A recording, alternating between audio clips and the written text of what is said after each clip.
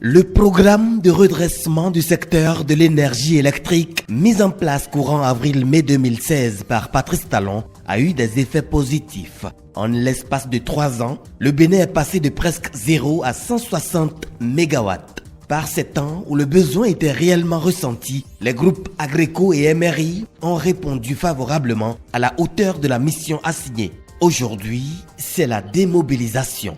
Actuellement, rien n'est plus connecté à la centrale de Apapa ni à la centrale de Maria Gleta ni de Begame.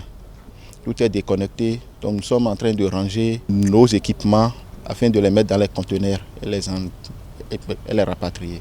Cette démobilisation des moyens qui étaient arrivés, donc loués dans le cadre de la période d'urgence.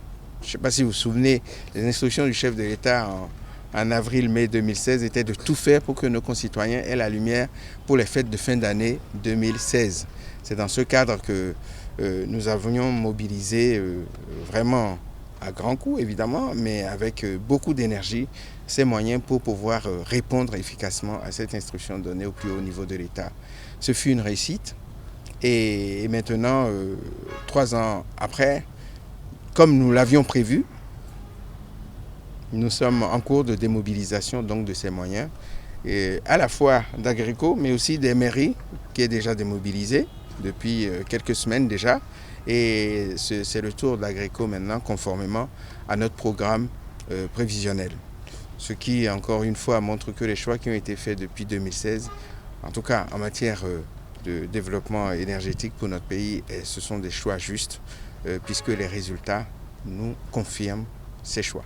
La reconnaissance de cette contribution à l'engrangement des résultats n'a pas échappé à l'autorité. Plus que jamais, la ligne qui a été tracée par le président de la République de faire en sorte que l'énergie électrique devienne le sang qui coule dans les veines de chaque Béninois et chaque Béninoise, même avant son accession au pouvoir, est plus que jamais une réalité, puisque l'engrangement, je dirais, des bons résultats, de mise en œuvre des projets qui doivent concourir à cet objectif majeur, se déploie correctement et nous pouvons que nous en féliciter.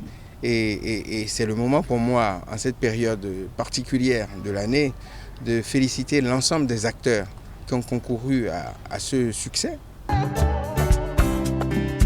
Un succès précurseur d'autres, puisque le programme d'action du gouvernement entend résolument marquer le navire 229 d'une autonomie énergétique totale à l'horizon 2021.